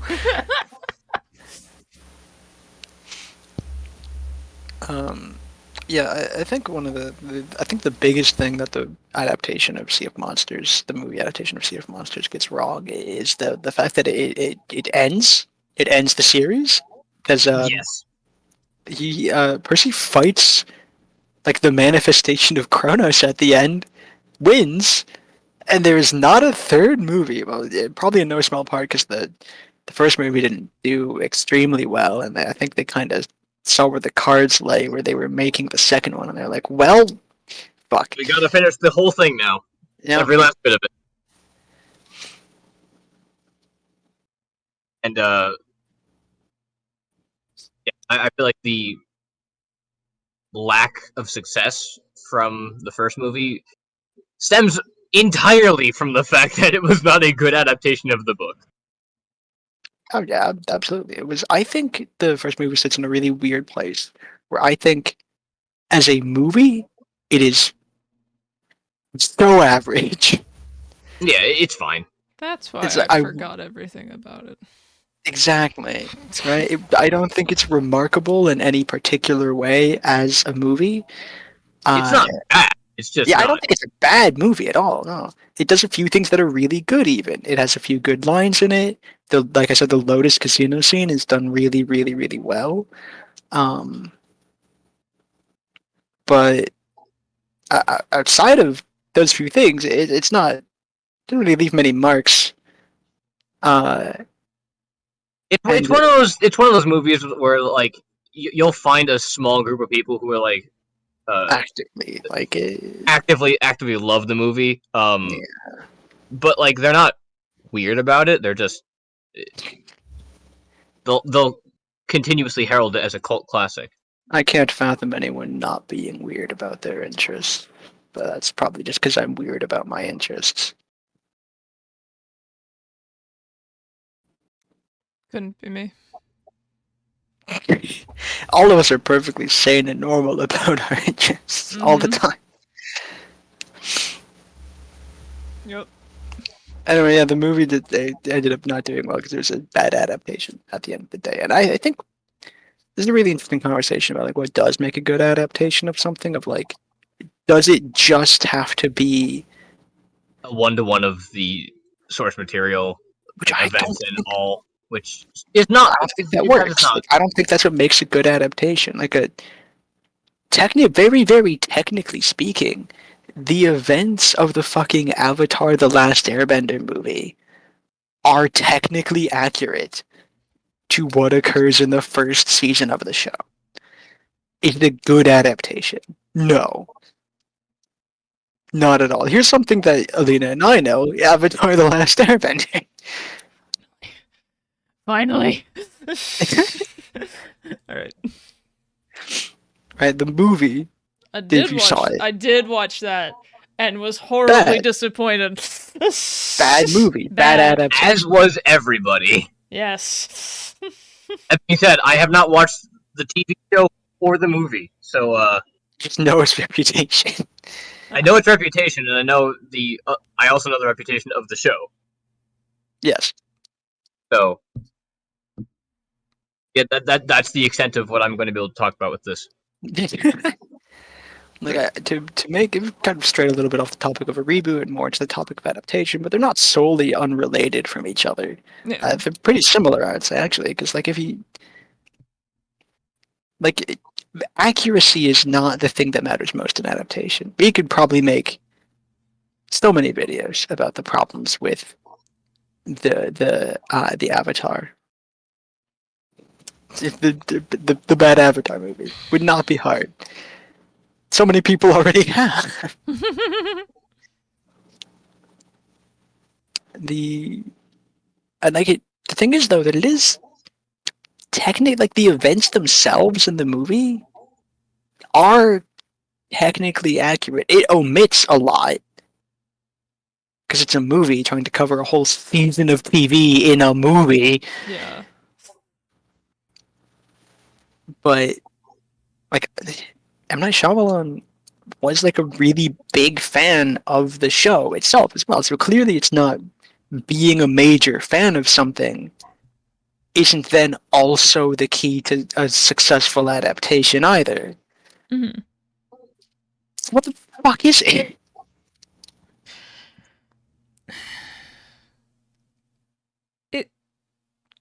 It's really complicated because Exactly. So I'm throwing the question out to the floor. yeah, because sometimes if you're accurate, it goes well, but sometimes when you're accurate, it goes bad.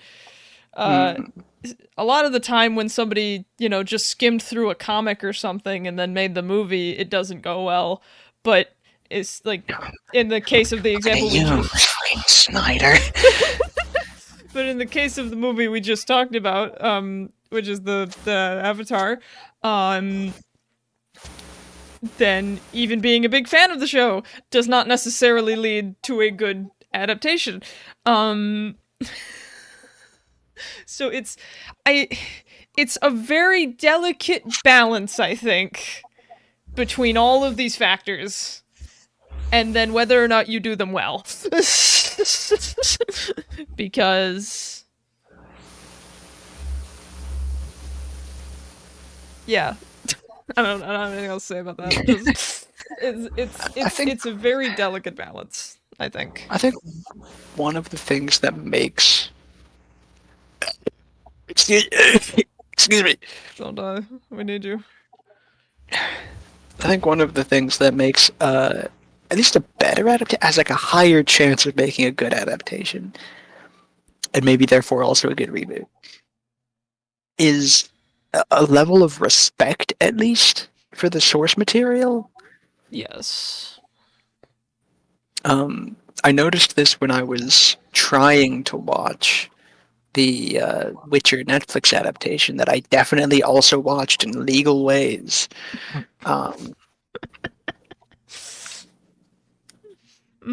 Because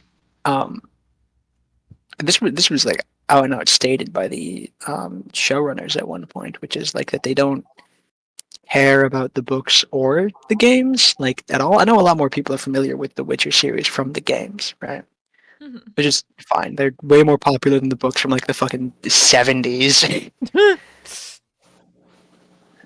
The books for the time in which they came out are pretty decent. They've not aged the best ever, but they're better than some other shit that's being put out at the same time by a long shot. They're not like a very high. It's not a high standard, right? By the simple fact of various characters actually having agency in their own plots, the Witcher series is a bit better than some of the contemporary stuff from the same time period. The books, I mean. And I think that like the games done by CDPR had a certain level of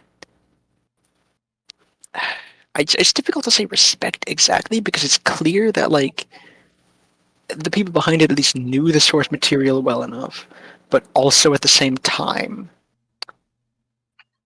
changed a significant amount of things regarding how character relationships works. And I don't know how to feel about that exactly, but they didn't.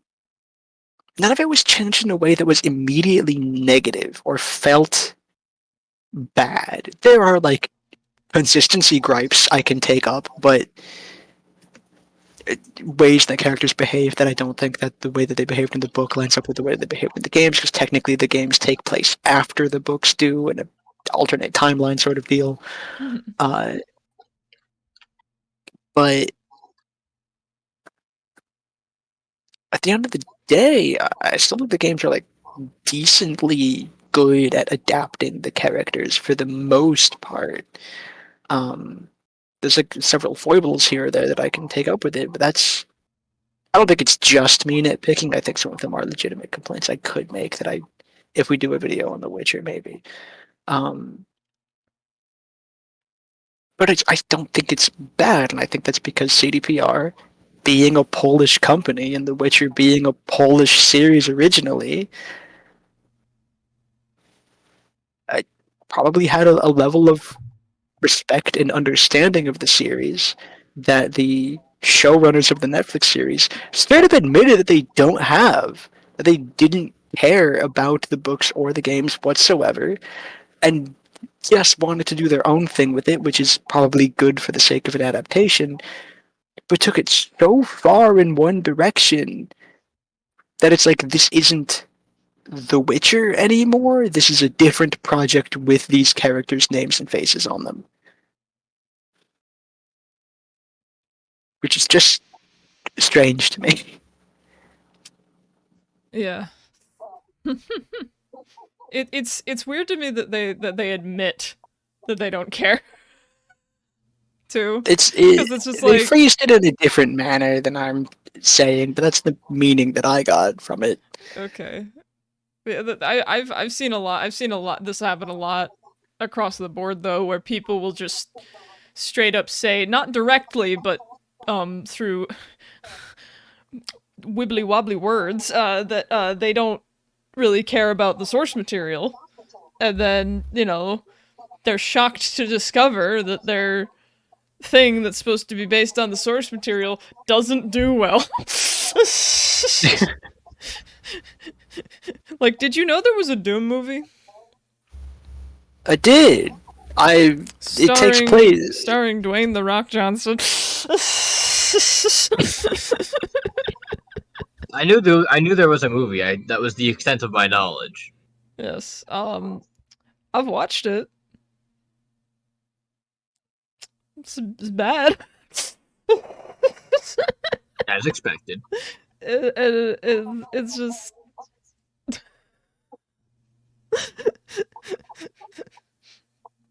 Yeah, it doesn't feel like a Doom movie. It feels like a generic sci-fi shooter movie with some Doom terminology shoved into it.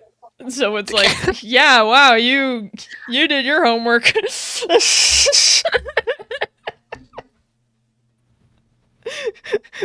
And it didn't do well. And it's like, oh man, I wonder why. It's almost as if you promised me a movie surrounding this particular franchise and you didn't deliver that.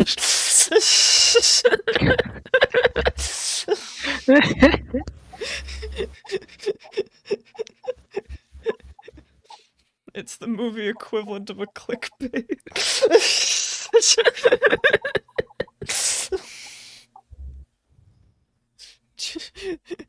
100% Doom movie. Not 100% clickbait. Doom movie. It doesn't even actually happen in hell. No.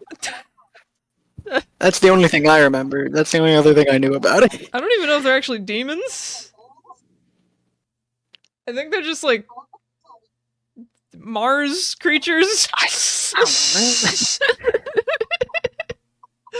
The only other thing I knew about it was that there's no real ass hell portal. No, it's like a science made one to Mars, and it results in these things getting through, and they start like infecting people. So wait, did they try and make like shitty Alien? I think.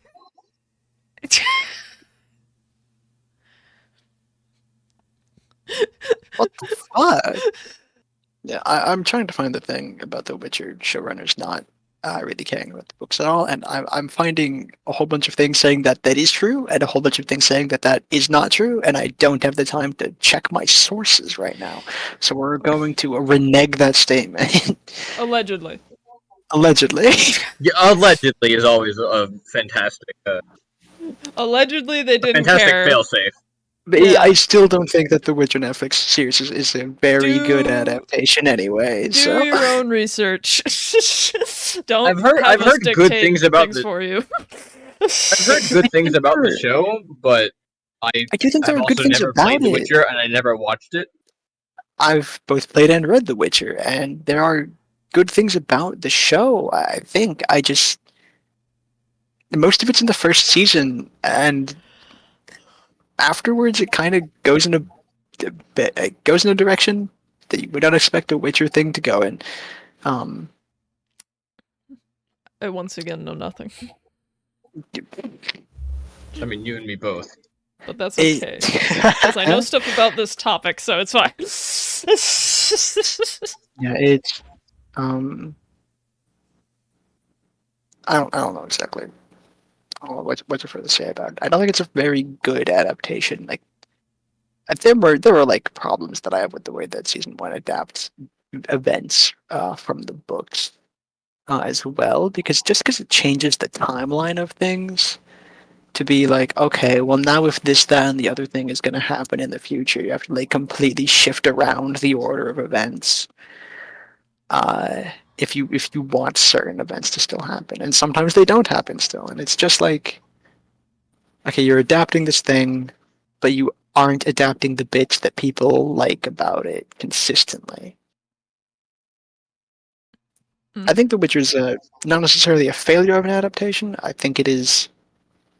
I think it's in a very strange spot adaptation-wise. One thing that I know for sure is not a good adaptation is that there was an animated movie that was not good as far as Witcher media goes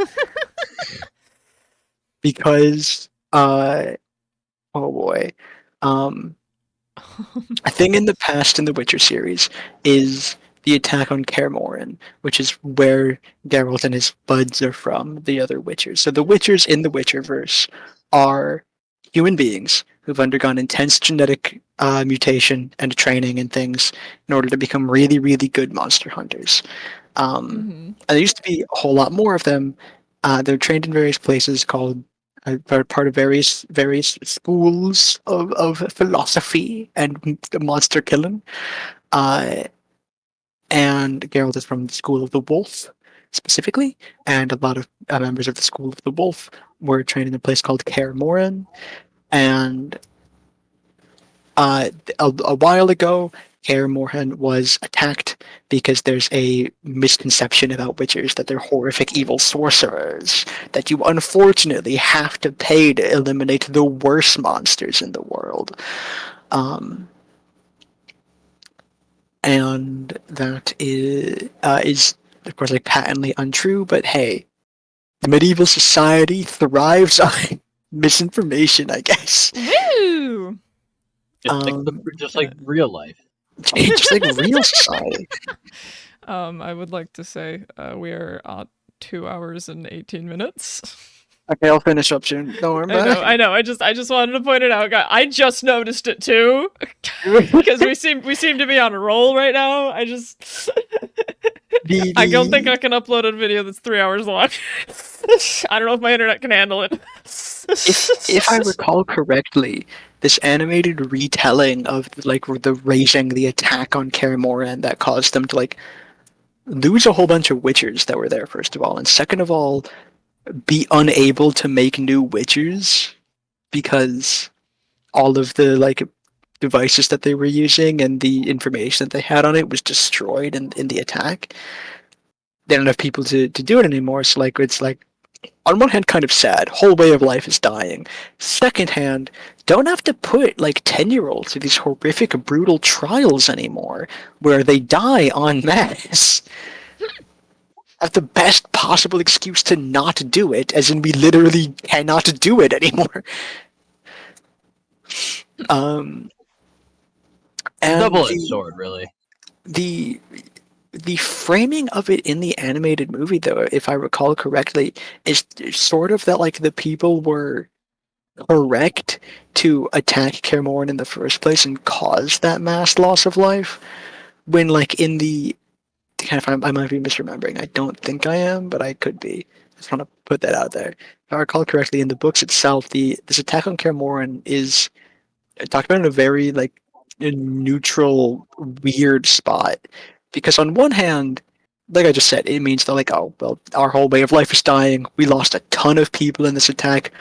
Whole lot of information was lost, not just about like the various mutations that witchers would undergo, but also the like how to deal with various monsters. Like a whole lot of more information than just how to make new witchers was lost. But also it means that we don't have to make new witchers anymore because we've literally lost the means to do so, and that means we don't have to put new children through this horrific abuse.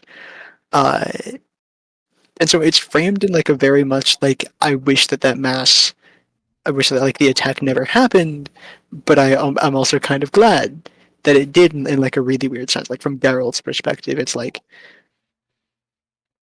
he's sad to an extent about the all of the people that were lost, about all of the information that was lost, and then also is glad that he won't have to put any children through the horrific things that he was put through. Gotcha. And the animated movie just completely frames it as if the massive villagers destroying a whole bunch of stuff are just like completely in the right. Uh, it paints it more as a black and white issue, if I am remembering it right. Mm. When it's not talked about that way at all in the books of like, yeah, the villagers' motivations were bad because they were just doing things out of fear and distrust rather than anything else. Like they acted on a spur of the moment thing, uh, and the effects of it are good in some ways, bad in other ways. It's a whole fucking like messy, complicated bag. The Wizard series, again, for its time, it's a very old book series. Uh, Deals with a lot of gray and gray morality in a fairly nuanced manner for the time period that it was released in. I want to be very clear about that if anyone goes out to read it. Like, don't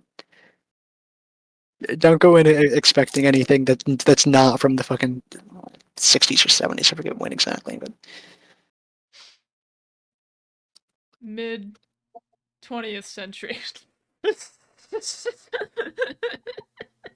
God, sorry, I'm so dumb. I don't know why I'm talking about like the 60s or 70s. I think it's just because the author is Polish, and I hear a name from somewhere else completely, and my brain goes, ah, yes, Dostoevsky, instead of the actual fucking author. Yeah, it's from the 90s. I'm a dumbass. My bad. Oopsie daisy. So many things from the 90s in this episode. Yeah, yeah. Anyway, the point is the following.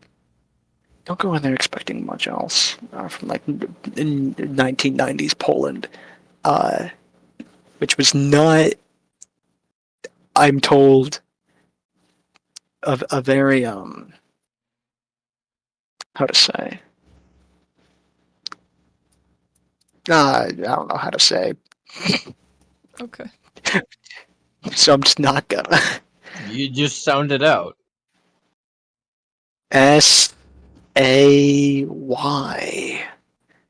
There you The go. word Congratulations, I'm proud of say. Say. Good job. Anyway, the point is just like if I it's Poland in the 90s, and from what I vaguely know about Poland in the 90s, and vaguely possibly Poland right now, uh, a fairly restrictive society, I guess is a way to put it. It's like,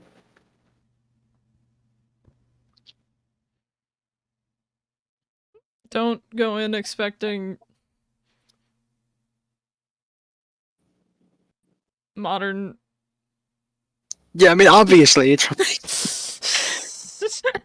I don't know. I'm I trying want to to be more. help. I want to be more specific. I want to be more specific than that, but I'm kind of failing to get the correct sequence of words. It's okay. Been talking a lot. It's fine. It's fine. It's fine. I'm- Moral brief- of the episode: reboots and adaptations can be hard to do. Sometimes it goes great, and sometimes it goes shit. Yeah, That's we just didn't how it touch. be. We didn't brief touch on a lot of apology. good examples and bad examples of how to do a reboot. Like, reboot slash adaptation. Like, I think the Lord of the Rings movies adaptations were. Like, I mean, obviously, everyone really likes Lord of the Rings. As far as an adaptation or an accurate adaptation goes, could have been more accurate, but would have been worse as a movie, I think. Yeah, absolutely. How do you fucking fit the Tom Bombadil sequence into a movie? Look, let's be honest. Tom Bombadil didn't fit in the book. Yeah, Tolkien was like, I want to put this guy in there. He's going in there. I want more songs in my book with a fuck ton of songs. Yeah, The Hobbit was a musical. Also, brief apology to the author of the Witcher series, Andrzej Sapkowski, for me thinking that he's older than he is by an amount of like 20 fucking years. Don't worry, I'm sure when he inevitably watches this, he'll Sorry. It's not my fault that when you translate Polish to English, it sounds like it's from 2 fucking decades earlier than it actually is. Oh my gosh. You know, you know what I liked about the Doom reboot, the 2016 one, the only game I played. The only game you've ever played? No, of that reboot. You didn't let me finish my fucking sentence. Sorry. I saw the opportunity and I jumped on it. I'm gonna jump you Like a in an alley. grenade. Allegedly. in Minecraft. Hypothetically. But anyway, what I liked about it is it had a plot, but it basically pulled the Doom guy out from like the original game of like, I do not give a fuck why you're here. I have demons to kill. And so like this whole plot's going on with this cyborg robot man, and he's like, oh, we gotta keep the energy supply going, or all the Earth's gonna not have power or something, and then the Doom guy's just like, no, fuck you, demons, die. Just does not give 2 shits about what this man needs. Yeah, you can fully enjoy Doom 2016 and Doom Eternal without reading anything about the plot. Exactly. Or without being literate and without the audio. It's entirely doable. Yeah. It's like they put a plot there just to make it clear that Doom guy doesn't give a shit. Which is like really funny to me.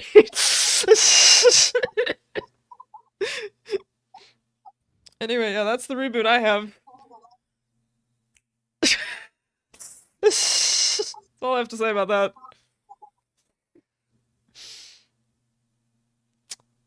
We all good? Yeah, I think As that's good as we gonna can be. wrap it up for the episode, because if we go over anything else, it's gonna take another 15 minutes minimum. Please, To God. end the episode off before the sound effect, remember to hate Nazis. Yeah, and if you ever run into Hitler, call him Shitler. And then punch him. And then punch Yeah, him. and then punch him. Pull a Duke Nukem in your local neighborhood. Kick gum and chew Still ass. the wrong guy, but I'll take it. As long as you punch Hitler. Yes. Yeah. So long as you punch Hitler, all is fine. Exactly. You get an A+. And to, Fucking and, sound to end effect. this and to end this poignant message. That's Hitler. Falling into hell forever. There are way too many topics for me to focus on one for this outro, so please subscribe!